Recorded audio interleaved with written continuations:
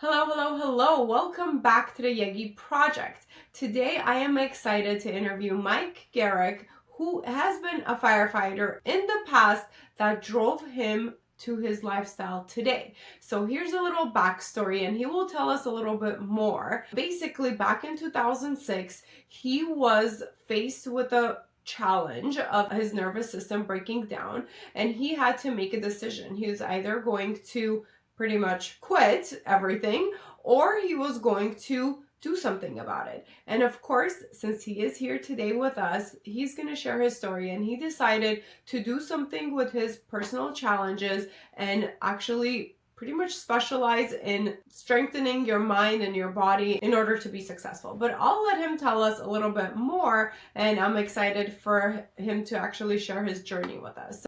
Hi, I'm Yegi. I'm an entrepreneur and success coach who wants it all: family, luxury, career, and the freedom to do whatever I want, whenever I want. And I'll do whatever it takes to get there.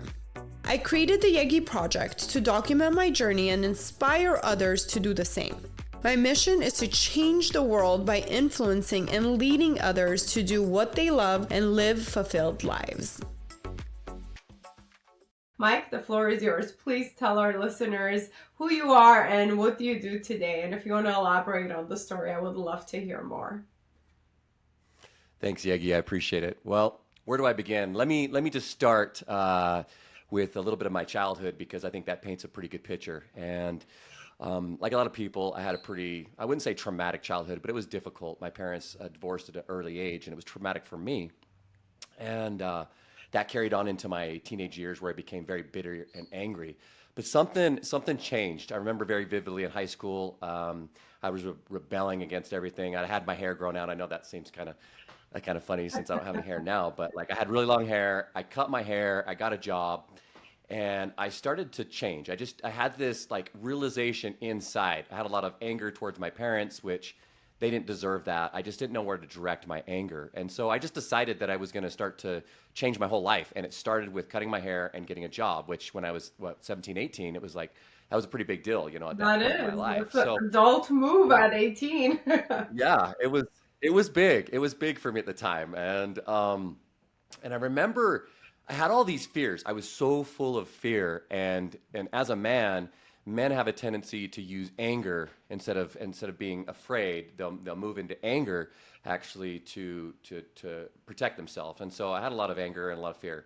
I was afraid of the dark, and so I remember one of the things that I did is I hiked up over the top of this mountain pass by myself in the complete darkness. It was about 13 miles, no flashlight. I wanted to Oh, wow. conquer my fear of the dark, so I did that. I had a fear of How was heights, that at that so point? How was facing your fear face like head on? Because a lot of people talk about it. They say you need to face your fears head on, but I don't know many people who've actually done it, and that's literally a physical thing that you were afraid of and you took it head on. How was that experience? Was it empowering or were you terrified the whole time it walking was up that terrifying. It mountain? was absolutely terrifying. I mean, but just like any fear, like I always tell people, thinking about the thing is always worse than the thing.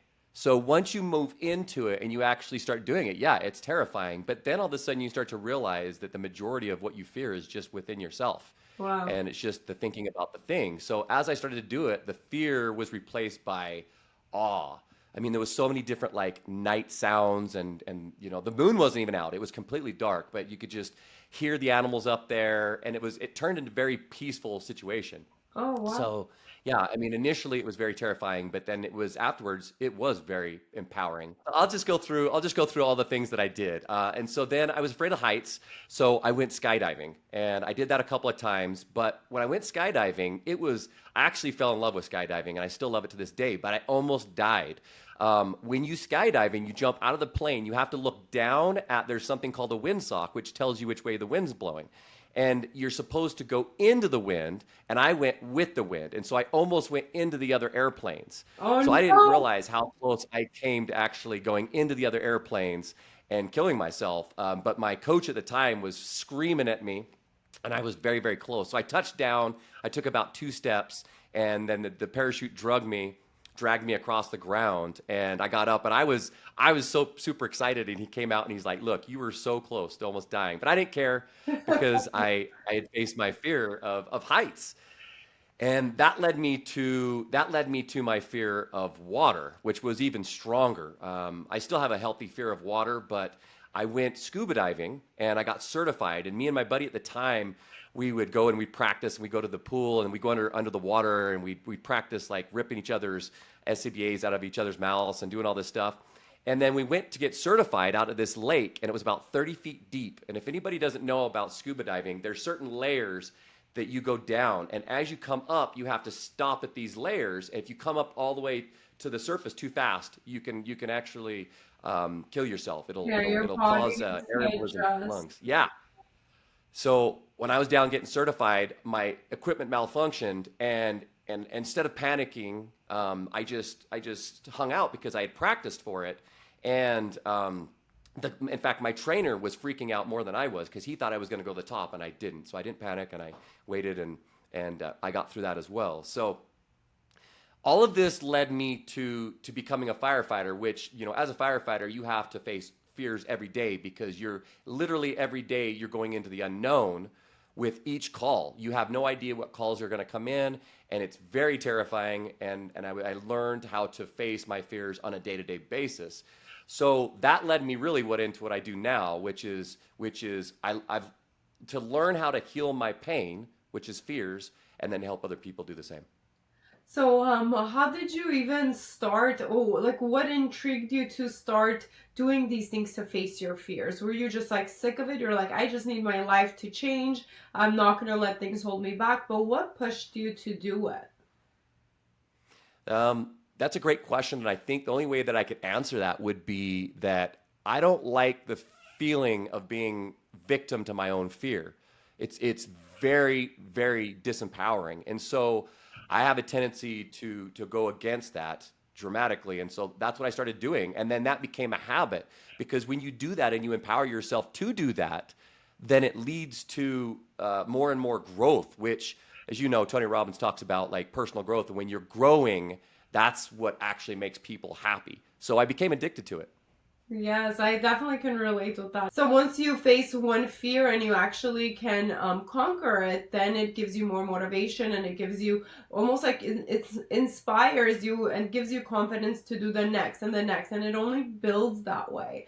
And then you just don't want to stop. It becomes almost like a drug to have these like mini successes.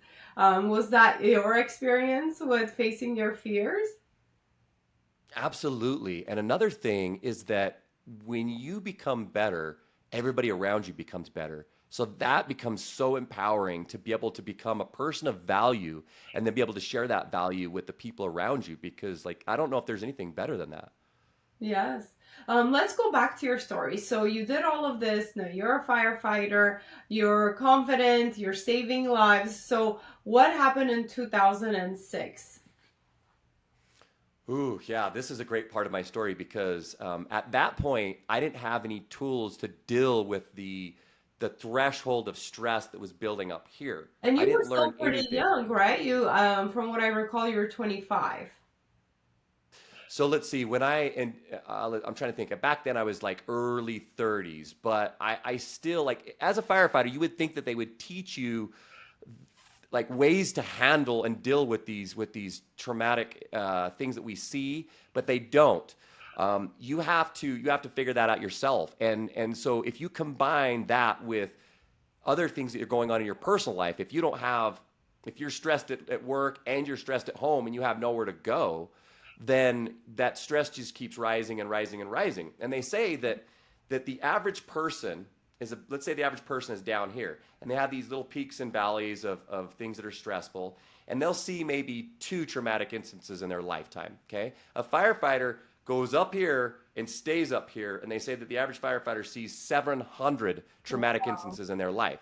So we never come down to where the most people are. We're always up here on high alert. So my nervous system was already up here, and then in my personal life there was things happening, and so it just went to the point Wow. where I didn't have the capacity to deal with it. And my nervous system broke. I developed something called Bell's palsy, which is where your nervous system, it's high stress, your nervous system reacts to it. And half of my face was paralyzed at that point. Wow. So I had this 6 week period of dealing with my ego and like deciding what I was going to do with that. And I decided that I was going to learn how to deal with things, you know, the psychology of things, the mental toughness aspect of things, so that I could go on and help other people do that. Yeah, because it sounds like early on you challenged yourself and you faced your physical fears, but mentally you didn't work on anything mentally for you to build your mind fears, I guess. Not necessarily fears, but there's we have our physical bodies and then we have our minds. Both need to be very strong for us to be able to endure challenges as we go through them. So it sounds like you had to learn that the hard way with a huge life threatening circumstance. And it honestly, I feel like we're not taught this. And I wish in our school system there was at least one class that teaches us at a younger age of how to handle difficult situations, how to manage our stress, how to literally like take care of our own body's okay, but our own minds, so it can actually help function our body. But anyways, that's a whole other thing I wish I could change in the world, is to really give young adults tools that they can cope with life. But that's why we have people, I guess, and that's why we're talking about this on podcasts and other free platforms where people can get help. But let's go back to your story. So after your face was paralyzed, you decided that you have to do something about it, right? So what first steps did you take, or how was that, kind of like you mentioned your ego, how was having that challenge on your ego as a man? Because now you're part of your body, your nervous system, and now your face is not functioning how it should. Yeah, that's it's an interesting story because as a firefighter or police or military, we have to have big egos because the ego, a lot of people talk down about ego or they are always saying that it's negative, but it's not. The ego is what gets us to go into burning buildings when everybody else is running out. It gets us to run into a building when there's somebody who has a gun, right? Or any other of the endless situations. Like you have to have that ego, but you also have to realize when that ego is something that's damaging or let's say not damaging, but it's in the way of your progress. So for me, I had to realize, to be self-aware enough to realize I didn't have the tools. I did not have the tools intellectually, mentally to deal with the things that I was dealing with. And so I started to ask questions. I started to voraciously read books, this is when I got into personal development. And I went after it with everything I had. And I found a coach, and he gave me probably the most valuable tool that changed my life. So this tool that I'm about to share with you guys is something that completely changed my ability to deal with and handle every kind of stress there is. And I'm just going to go through it really quick. It's called Catch, Own, Replace. Okay, Okay? so say that again. So Sorry. Catch, own, catch, replace. own, replace. Okay. Okay? And I'm going to go through each one of them.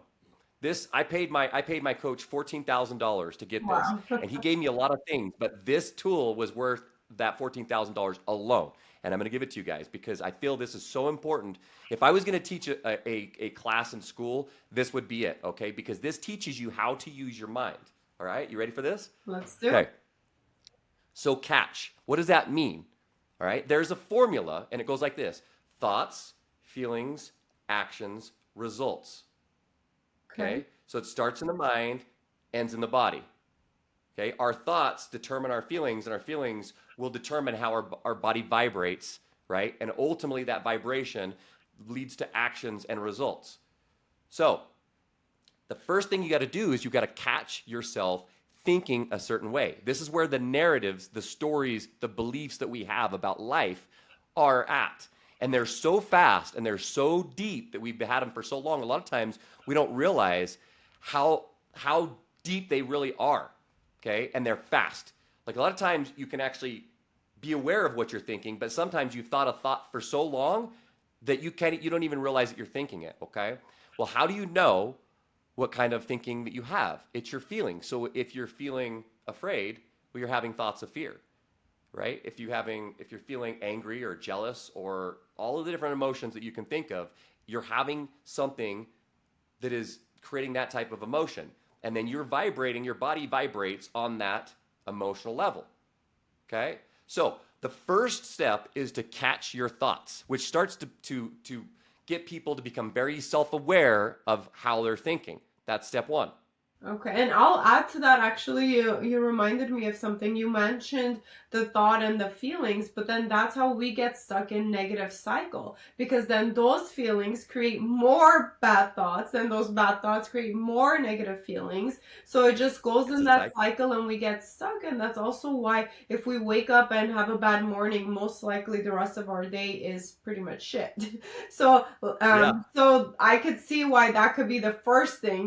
We need to catch our thoughts to put a stop on that cycle so we can move on compared to getting stuck in that almost like poisonous cycle of thought, feeling, because they feed off of each other. Okay, I'll let you go on. I'm very intrigued. What's number Yeah. two? So I said it was thoughts, feelings, actions, results, and I was drawing it like it's in a line. You could think of it as a cycle, like you said, but ultimately it's actually more than that. It is actually either an upward spiral, okay, where you Uh-huh. can keep going as high as you want positively, or a downward spiral. This is where people end up killing themselves, okay? So either way, okay, whether it's up or down, it's a spiral, okay? Now this is important. It's just like what you said. So the second part of this is ownership. Own. Okay, there's two parts to this. One is that everybody has to take ownership and understand that their thoughts are theirs and theirs alone. Nobody is making them think that way, right? So like That's a if you're tough one driving for a on the lot of road, people.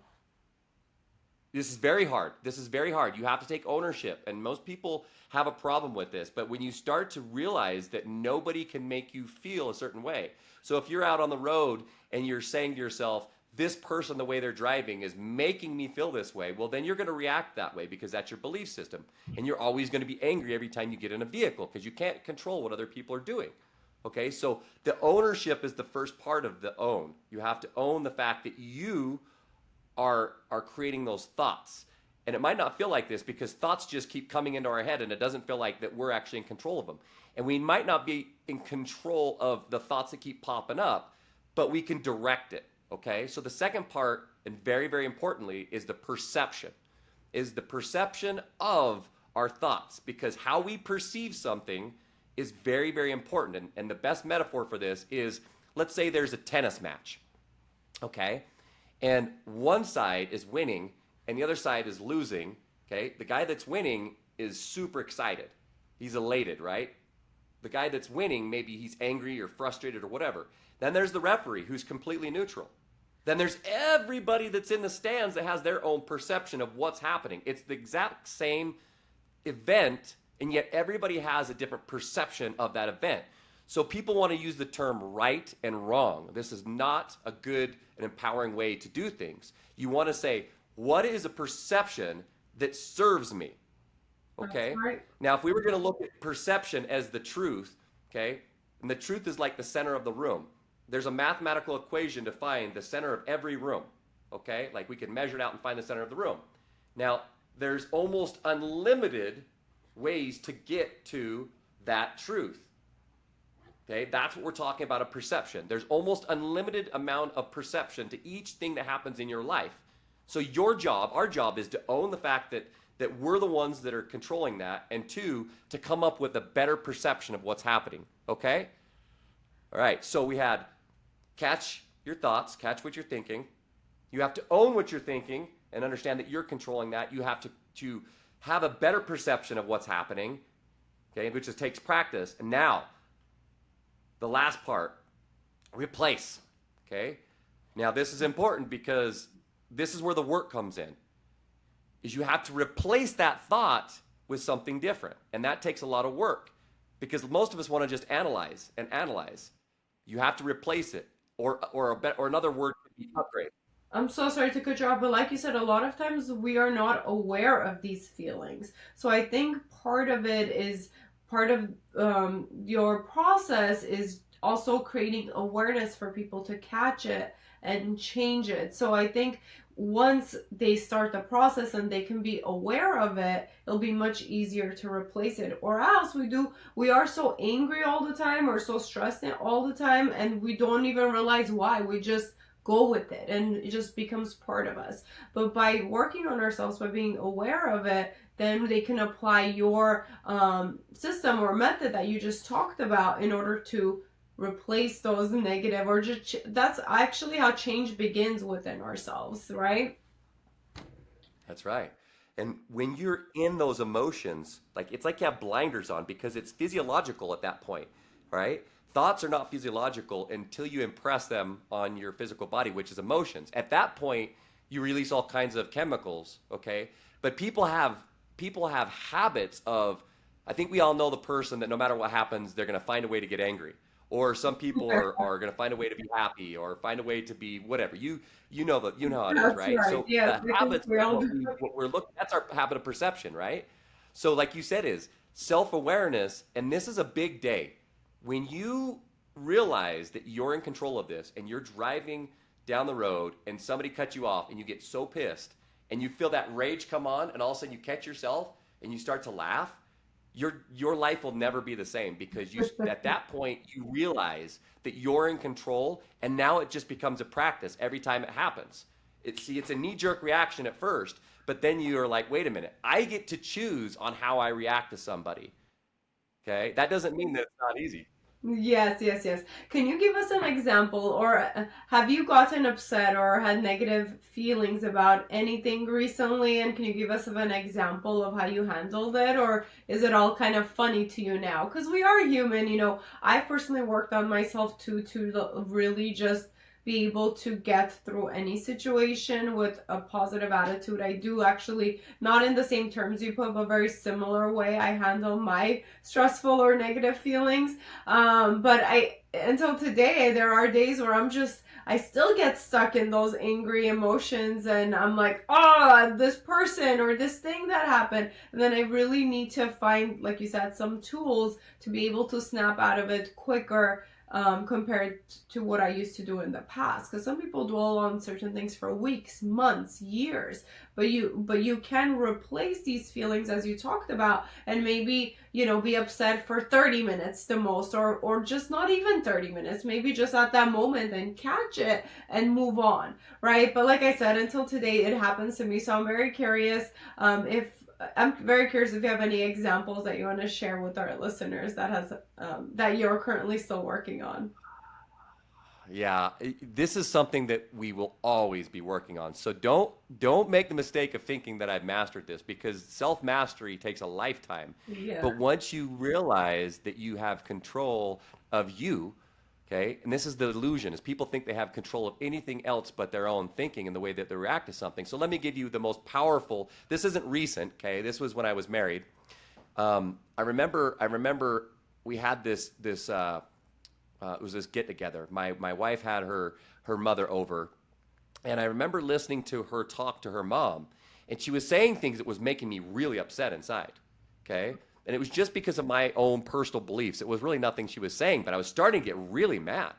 And then my wife noticed that I was getting mad, which then made her mad because she didn't know why she's getting mad, and so it ruined the whole night.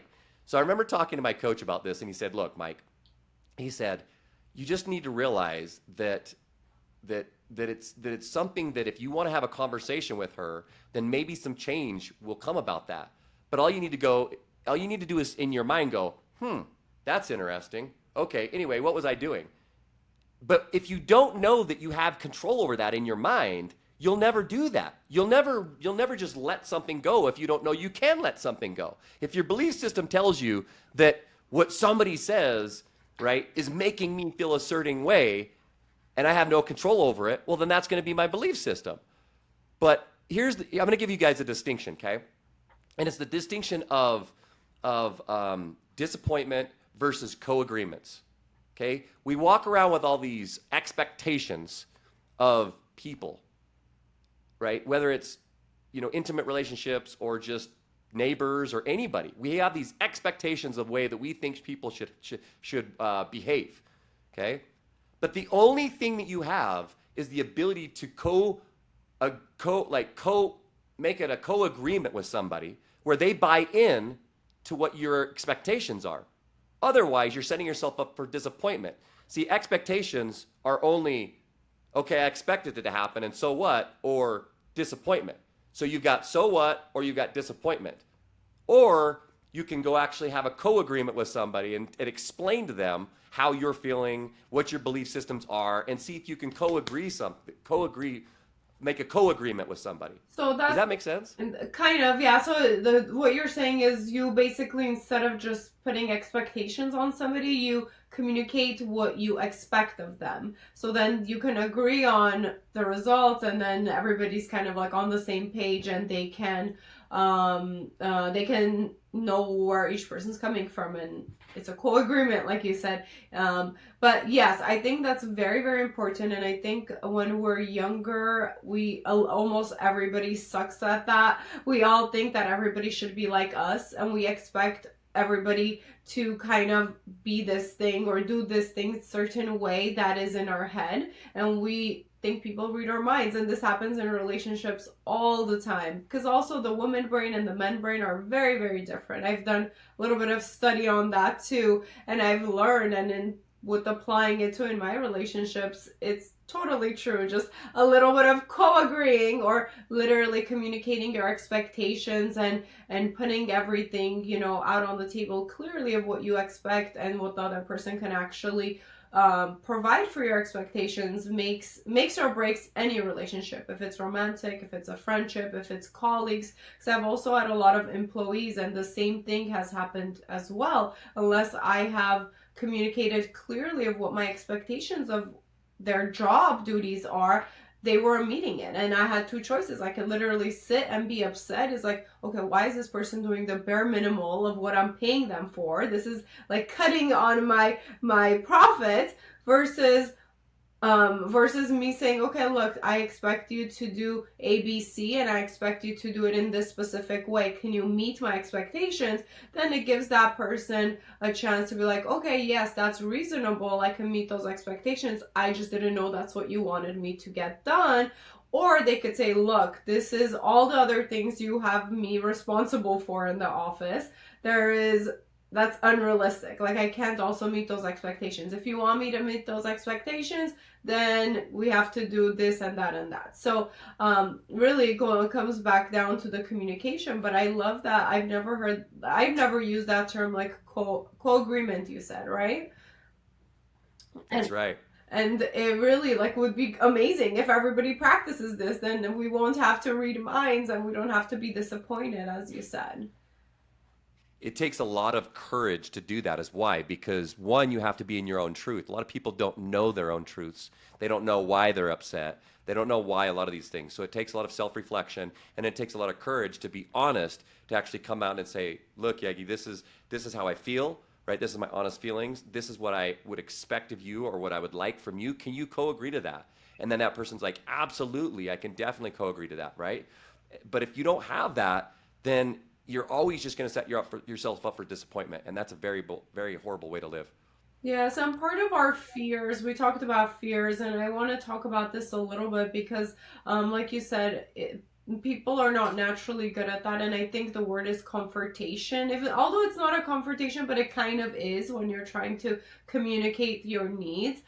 I don't know why a lot of us are not raised to confront, and this comes for women even more. A lot of women are said to be, and older generations more, like it gets passed down that, oh, you have to act ladylike, you have to be modest, you can't like speak your mind all the time, you need to get along, and for men too, but I feel like more women are kind of pushed to be reserved a little bit, but I think for that reason, it's going to take some time, some more years for all of us to get on the same page about being able to communicate openly and not feel judged or not feel afraid of the results of what the person in front of us is gonna, how the person in front of us is gonna react. And like you said, it takes work for us to also know that no matter how the person in front of us reacts, it doesn't matter, because we are in control of our own thoughts and the way we react. we cannot control the way the person in front of us reacts. But it is our kind of responsibility to work on that confrontation piece and get over that fear. And I think as like one of my top things that I would advise people to work on is to be able to work on that fear of confrontation. And I think it can change so many relationships. Like I always see like amazing people not getting along just for that reason, right? But anyways, I want to move back to your story. I think I can talk about all these like fears and the personal development things that I would love for everybody to master for hours. But do you have any last thoughts about the catch on replace process? Yeah, just that it's a practice. Realize that all these systems, all these distinctions, all these tools that I'm talking about today, they're practices, they're systems, they're tools that have to be used, and they have to be used until the day we die. We're never going to master them. It's just levels. So this is the great like lie, is that that we're going to master life somehow, and that we could somehow work out enough to where we don't have to work out again, or get our relationship so good that we won't have to work on it again. This is the biggest lie, and I think is what And I ruins all of us. love that you mentioned that. I love that you mentioned that. I personally had forgotten that maybe a year ago because I feel like I got to my peak point like a year or so ago. And no, like years ago, and then I was just kind of riding that wave, and then I stopped working on myself, and then I realized I'm starting to not be as happy and not in that joyous state. And I have other episodes where I talk in details about this. But that's when I realized no, like I need to keep doing all these things that I did like 10 years ago in order to get to where I am today. But if I want to continue being in that happy, jolly, like joyful state all the time, it's a practice. Like you said, we need to always work on it. So I'm very glad you pointed that out for our listeners, because we all need help. We all need coaches. We all need good people around us, at least like to have enough tools to keep working on ourselves once like we're there. I do want to move on to your Peru trip. I'm actually intrigued because I've been thinking about doing some sort of spiritual trip myself. I can't do it anytime soon, but maybe next year. I wanted you to share with our listeners, because you from your bio I read that you did a trip to Peru to like go within. Can you please share that story and talk to us about what you learned, how that experience was, how you were able to take X amount of time off from your personal life or your work life? Yeah, it's a really great story. It was kind of like the crescendo of a very, very difficult time in my life, because I was getting ready to get divorced, and I wanted to make sure that it was the right decision. And I was big into personal development, as you know, and they say that going and doing ayahuasca is like one night is like 20 years of therapy wrapped What into is one night, what is because ayahuasca? ayahuasca is a plant that contains DMT, Okay. and it's been used for thousands of years. And basically, it's one of the most strongest psychedelics in the world. Okay. Very there's a lot of history and spirituality attached to it, but um, there's a lot of things that I could explain on that end. But ultimately, for me, I wanted to go to such a deeper level, and the scariest thing for most people is to go inward, right? We're so afraid of all this stuff that may be suppressed inside, that we don't want to let out. And this is Yeah, I the feel this is the like we don't know commonality I talk. ourselves sometimes. Yeah, we don't know what's going to come out. We don't know what kind of horrific fears that we have inside all of this. And I can tell you with certainty that it was the most terrifying thing that I ever did. I mean, I was there for six nights.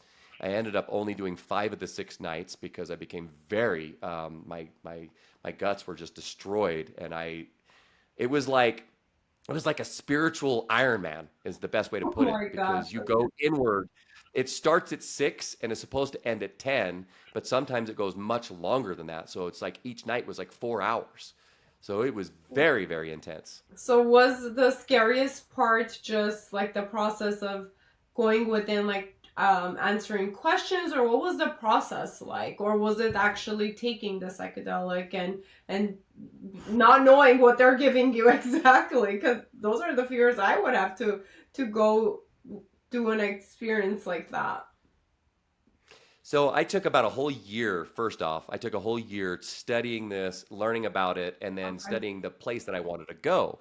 And I picked a place called Blue Morpho, which was an Amazonian rainforest in Peru, out of Iquitos, which is northern Peru. And I knew as soon as I saw it, I knew that it just was calling to me. I had to go do that. And I just didn't know why, but I knew that I had to. So part of it was the we talk about thinking about the thing is worse than the thing. So just thinking of traveling, I had never been out of the country before. Okay, I don't speak Spanish, and I was going to go alone. So that was the first Okay. part of it was terrifying. Okay, because I went by myself. Then, of course, there's the cost. Then it was right when COVID was getting ready to start. So the timing was so perfect that if I would have went before, it wouldn't have happened, and if I would have went just after, I would have got stuck over there, right? It would have. So Wow. the timing was perfect. It was meant to be. So I went in January of 2020. Wow, okay. And you said you ended up staying the 5 nights out of the six. Why didn't you stay the last night? You were just like, I'm done. This is enough going within. So when you take this stuff in, you either it's going to when you take it, you either vomit or it comes out the other way. Okay, it's Okay, very very hard on your system. Okay, okay. and that I don't know if that's what triggers it, but that's what always happens. Okay, so by the fifth night, my guts were so tore up and jacked up. I had 24 hours the next day to travel on an airplane, Oh, and that wasn't going to happen. physically, So I had to give myself physically, yeah physically. physically. I thought you meant emotionally. Your guts. Okay, that makes more Now, sense. with that being said, emotionally it was because it was after the first night because we slept in like these bungalows and it was like 90 degrees and like 90% humidity. So it's hard to sleep at night. You're sleeping with people that you don't know. You're sleeping in the forest. And I remember we woke up and all of us just woke up and we would like look at each other. We were completely exhausted, physically, mentally, spiritual, and like we just look at each other and just shake our heads. We didn't even know what to say. We didn't even know what just happened. It was so into it was I mean, this is coming from a firefighter who likes to jump out of airplanes for fun, and this was so intense. I didn't even know what to think of it. So, what did you get out of it? I guess at the end of the Ooh. experience. So I have a lot of stories to tell you, if you which depending on which ones you want to hear, because there's some really intense stories. But what I got out of it was this: is that we need to tell the truth, and most of us tell a version of the truth, our version of the truth. Okay, so part of it was I was asking questions, but I was asking them in a way that was trying to manipulate the truth. So when I went Trying to into get this the to see, answers you wanted to hear. yes, This is the yes, right.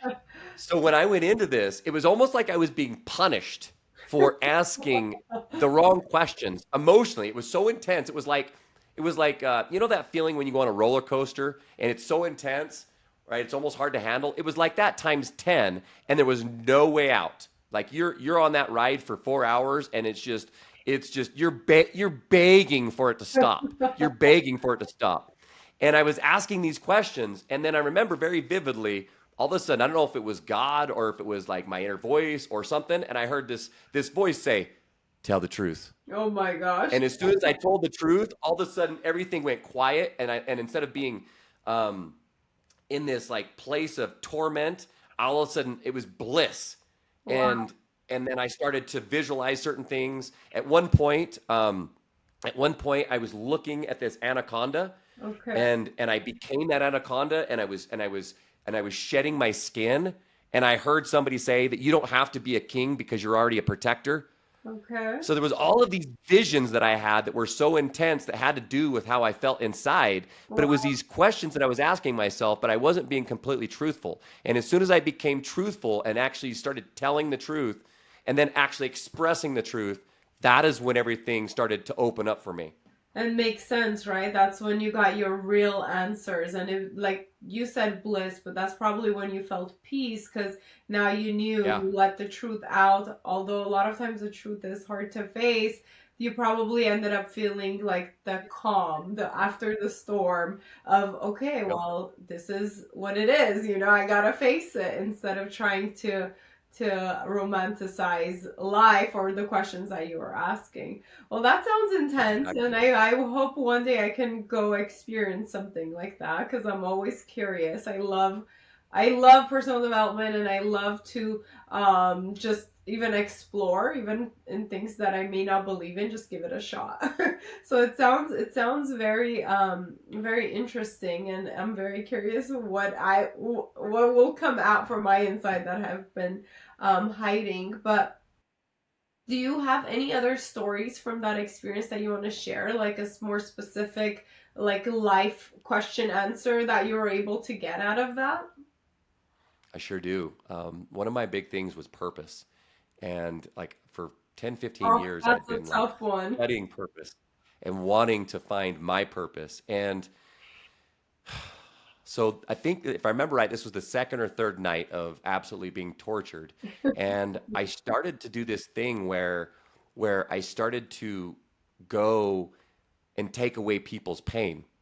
I started, and it started off. It was very interesting how it started because it started off with the people that I knew, like very personal people that I knew, and I would But like this go to is them, and I was you're envisioning this, right? You're yes, hallucinating. this is all your this the psychedelic experiences. I'm Okay. seeing this happen. I'm seeing this unfold. So I was going to individual people, right, and it started to speed up, and I would go and I would take their pain. I remember they're very busy. I would like take their poison. I would take their pain, and I started to spiral, and pretty soon it started to spiral out, and I was taking more and more people's pain, right? Uh-huh. And it got more and more intense.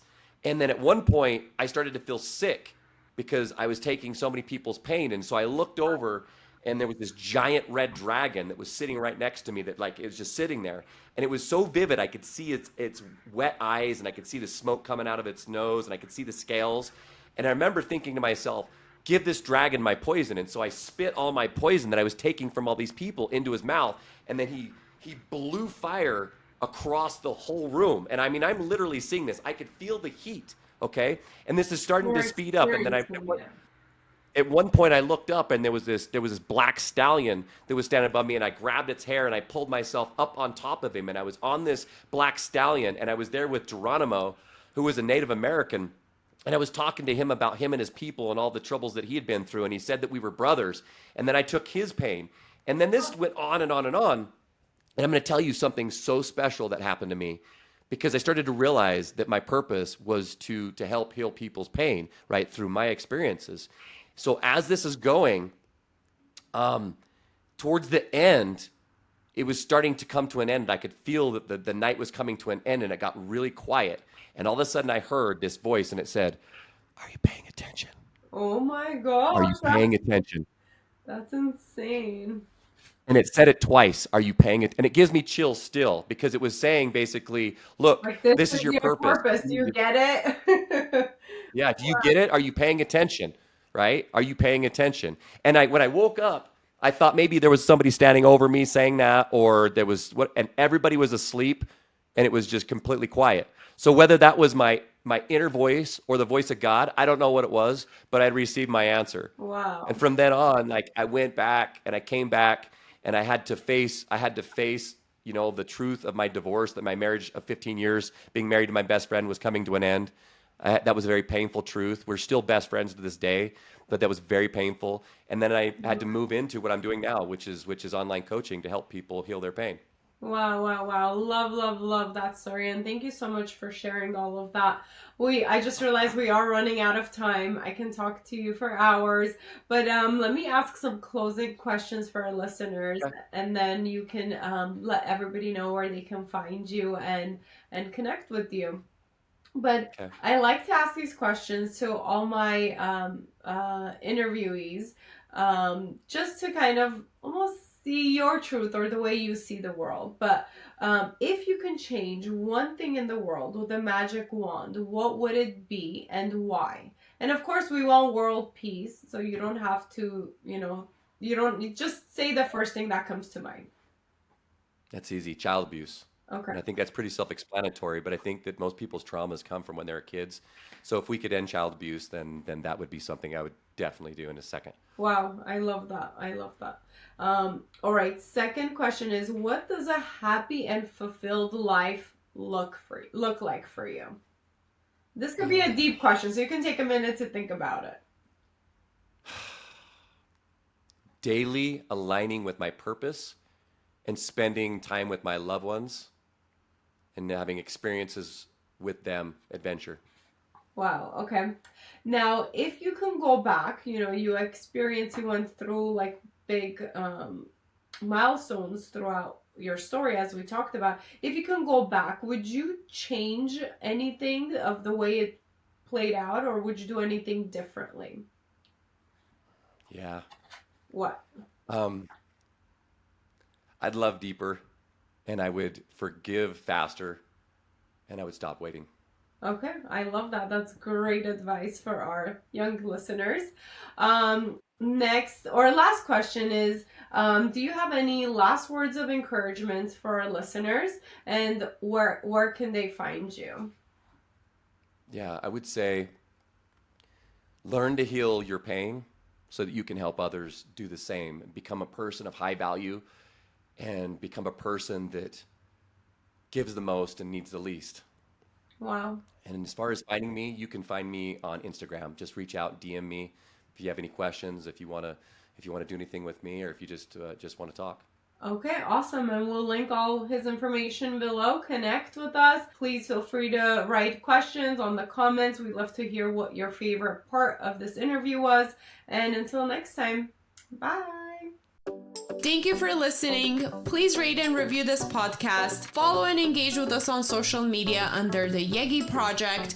And if you're interested in being a guest, email info@theyegiproject.com. And don't forget to subscribe so you don't miss out on any future episodes.